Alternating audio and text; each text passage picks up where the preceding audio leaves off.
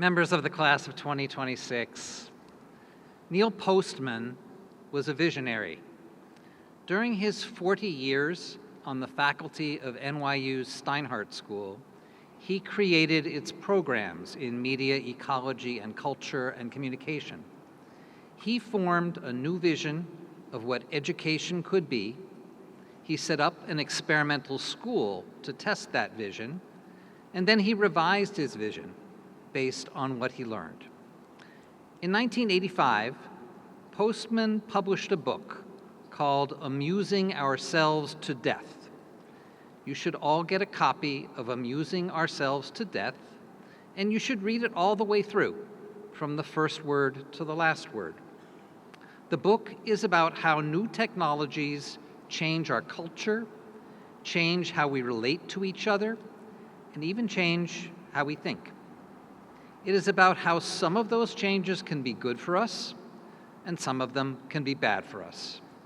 It has important implications for how we should use new technologies and how we should not use them.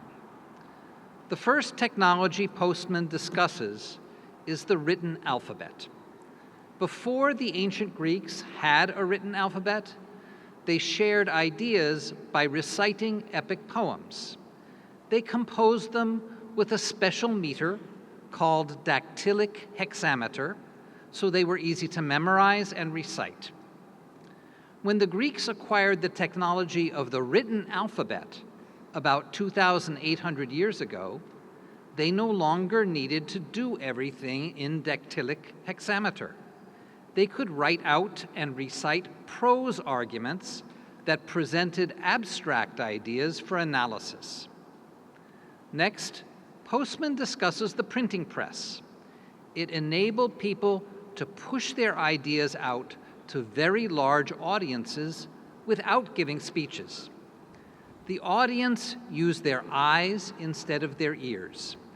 And because your eye can read and reread a series of paragraphs, printing enabled writers to deliver long, structured arguments grounded in reason rather than emotion. The printing press launched the Age of Enlightenment, when religion and science, politics and law were transformed by books and pamphlets and newspapers. The Age of Enlightenment, with its culture of typography, lasted hundreds of years. But then, in the late 19th and 20th centuries, a series of new technologies arrived and began to degrade that culture. Postman describes how the telegraph allowed ideas to move across huge distances, separated from the context in which they were arisen, and how photography led people to think they were encountering reality through visual images without having to embed that feeling in the logical structure of language. But for Postman, the most important technological change was television. It combined the speed of the telegraph with the visual emphasis of photography.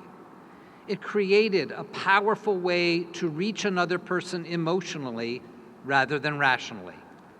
It turned public discussion, even of serious topics, into entertainment. Things like beauty and charisma mattered more than thoughtfulness. As a result, Postman argued, we are amusing ourselves to death. Since Postman wrote his book, transformative technologies have kept arising at an accelerating pace. The merger of social media with smartphones weakened our attention spans and our social skills. Now, AI has weakened our confidence in what is real. Members of the class of 2026, by spending the past 4 years here at NYU Shanghai, you have equipped yourselves with the skills you need to surf the waves of Postman's technological change. Ever since GPS, you have been locked into a culture of rational discussion, a culture of respectful disagreement, a culture of logical exploration of the world around us. Because you studied here, you are well prepared for the world of 15-second streaming videos, clicks, and likes. In order to flourish there, however, I ask you to keep 3 messages in mind. First, do not refrain from participating in the culture of amusement. It is good for you to have fun. It is good for you to take advantage of the modern technologies of entertainment. By all means, watch silly videos, absorbing TV series, and exciting movies. Second, at the same time, do not confuse amusement and emotion for logic and reason. The fact that someone looks and sounds serious on YouTube does not turn what they say into rigorous argument. If they say something that sounds persuasive, don't assume it's right. Go find the same argument in written form somewhere else so that you can subject it to critical analysis. And third, make sure you protect space in your life to keep using the technology of typography. Read books. Read things that you cannot finish in one sitting. Read things that will take you a week or more. That is the way to preserve and protect your intellects, your ability to think carefully and rationally. That is the way to maintain your superpowers, the powers that will enable you to have an impact on the world around you. Members of the NYU Shanghai class of 2026, as you embark on lives of worth and purpose, lives of service to a world that desperately needs you, let me conclude by sharing a few hopes that we, your teachers, hold for you. May you enjoy the special pleasures of craft, the private satisfaction of doing a task as well as it can be done. May you enjoy the special pleasures of profession, the added satisfaction of knowing that your efforts promote a larger public good. May you be blessed with good luck and also with the wisdom to appreciate when you have been lucky rather than skillful. May you find ways to help others under circumstances where they cannot possibly know that you have done so. May you be patient and tolerant without becoming smug, self-satisfied, or arrogant. May you always be able to confess ignorance, doubt, vulnerability, and uncertainty.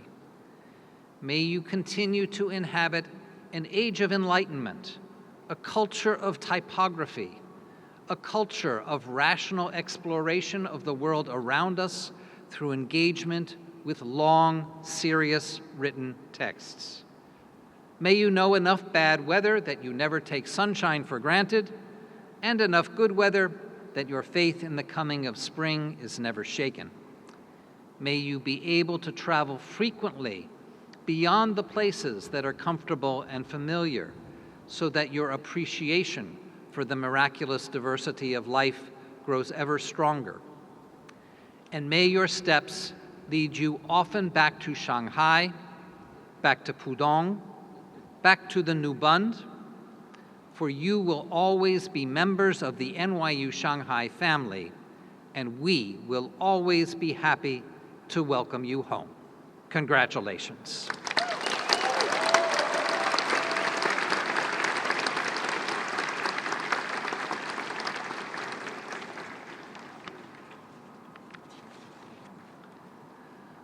The Chancellor's Medal of Honor recognizes the achievements of people who have worked to promote the values that our university cherishes. We are proud to be able to present the Chancellor's Medal of Honor to Ms. Joan Chun.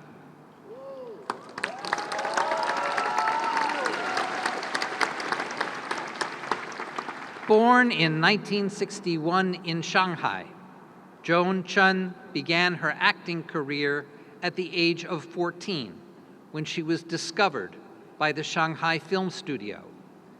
She rose to national fame with her breakthrough performance in the 1979 film Little Flower, earning her a 100 Flowers Award for Best Actress. After moving to the United States in 1981, she achieved international recognition for her role as the Empress Consort Huanrong in Bernardo Bertolucci's The Last Emperor, which won 9 Academy Awards. Over a career spanning decades, Ms. Chun has appeared in more than 90 film and television projects, with notable credits including Twin Peaks, Heaven and Earth, Lust, Caution, and The Sun Also Rises. She has won Best Actress at the Golden Horse Awards 2 times. Ms. Chun transitioned into directing in 1998 with an acclaimed debut that earned 5 Golden Horse Awards, including Best Feature Film and Best Director. She went on to direct films such as Autumn in New York, while continuing to act in projects including, most recently, the critically acclaimed films Didi and Montreal, My Beautiful. In 2024, she published her memoir, Mao Yu. Beyond her creative work, Joan has served as a juror at major international film festivals, including the Berlin International Film Festival and the Venice Film Festival, and she has held prominent roles, including jury president of the Golden Horse Awards and the First International Film Festival. She is also among the earliest Chinese members of the Academy of Motion Picture Arts and Sciences. I now invite Chancellor Tong to present this year's Chancellor's Medal of Honor to Ms. Joan Chun.